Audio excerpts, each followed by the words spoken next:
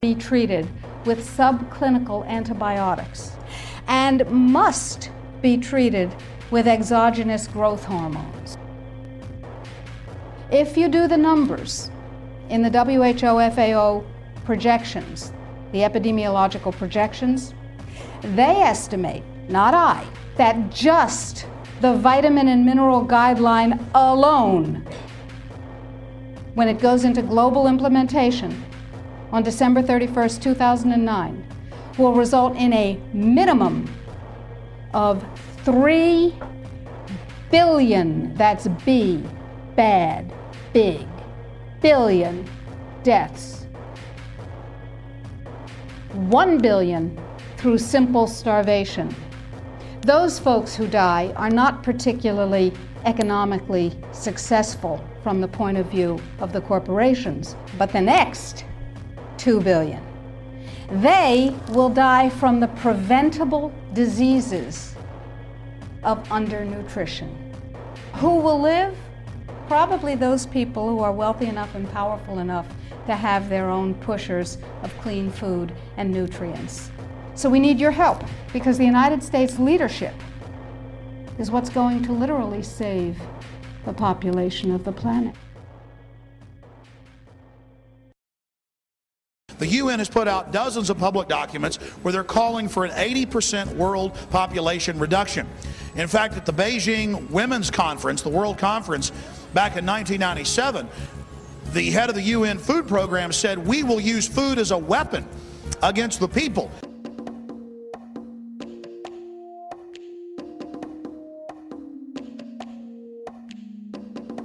"66% of United States residents' public water is fluoridated.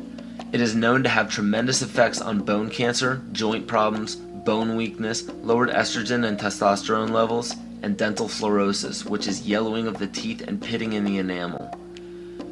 Wouldn't it make more sense to enhance public water with vitamins which are meant to be ingested to promote overall health, rather than putting such a toxic chemical in our water with a bogus explanation that it will improve our dental health?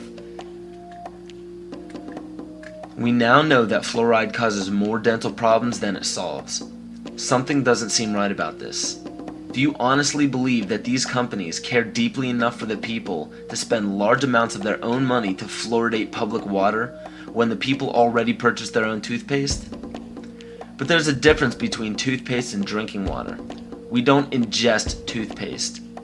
If you go to any hardware store and look at any rat poison product, you will only find one ingredient: sodium fluoride. It is the most toxic ionic molecule outside of potassium dichromate.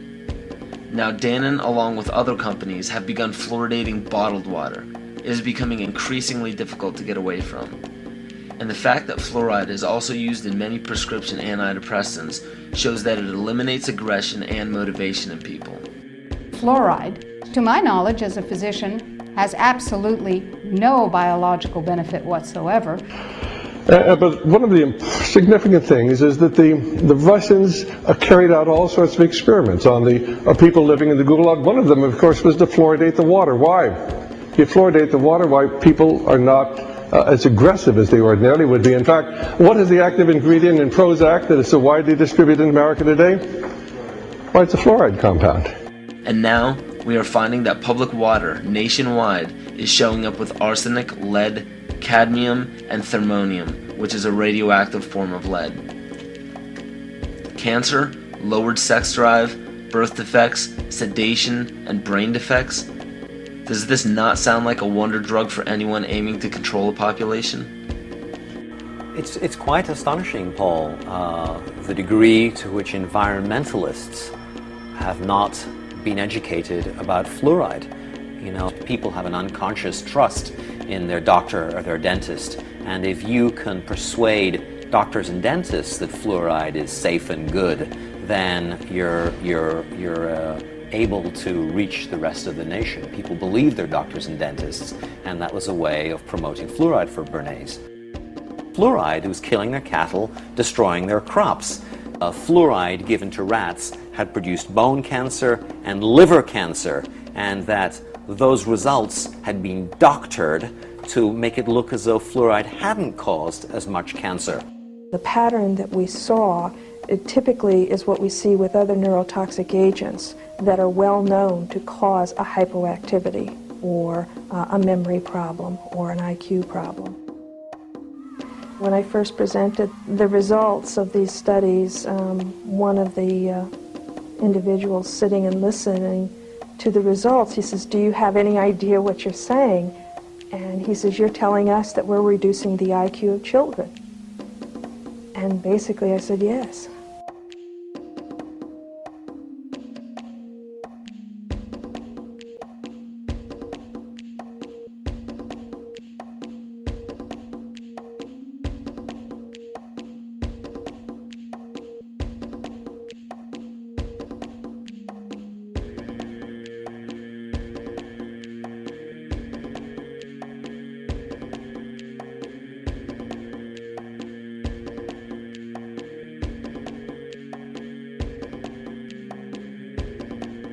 Aspartame, the artificial sweetener found in almost every low-sugar or sugar-free product on the market. First of all, aspartame is made up of three things: methanol, which of course is what produces blindness, aspartic acid, and phenylalanine. These are all poisons. Aspartic acid, of course, produces brain lesions. This was known back in the early 1970s. Methanol produces blindness. Phenylalanine is what you see in the brain, and in high dosage it produces trauma. We're not making this all up. The FDA did publish back in, I think it was the 80s, they did publish the 92 potential side effects of aspartame. And they do, these side effects are quite, are extremely serious. Things like dizziness, problems with balance, abdominal pain and cramps, changes in vision, seizures and convulsions, etc., etc. So the nervous system seems to be one of the areas that's most affected. So we see people have difficulty thinking. They feel like they're walking around in a cloud or a fog. Yet despite all of these harmful effects, Donald Rumsfeld pushed it out into the stores in over 5,000 products when he was CEO of Searly, the company that manufactured aspartame.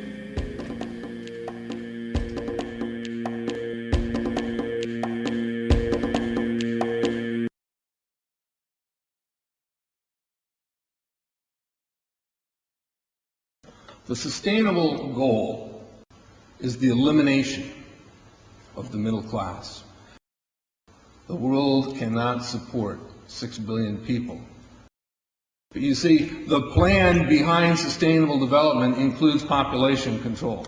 It's a program for land use control, education control, and population control. The leaders of the sustainable movement say that the world's human population should not exceed 500 million people. That's a 93% reduction of today's population levels. In 1992, while the Rio Conference was going on, George Bush, then president, was there. He was just offshore in Prince Charles's yacht, where he executed the Agenda 21 protocols on behalf of the United States and brought it back to Washington, D.C. Within a year, Bill Clinton, by executive order, established the President's Council for Sustainable Development. In 1996, Bill Clinton set up the President's Council on Sustainable Development. One of the dictates of Agenda 21 is that every country in the world is to set up a national council to oversee the implementation of Agenda 21. I've listened to Gorbachev explain, we are writing a new set of 10 or 15 commandments to replace the original 10. Which one of the 10 do you think these guys don't like? Thou shalt not lie, thou shalt not steal, thou shalt not covet. Because I'll tell you what, these people have lied to us. They're in the process of stealing all of this nation's natural resources, and they covet everything you have left.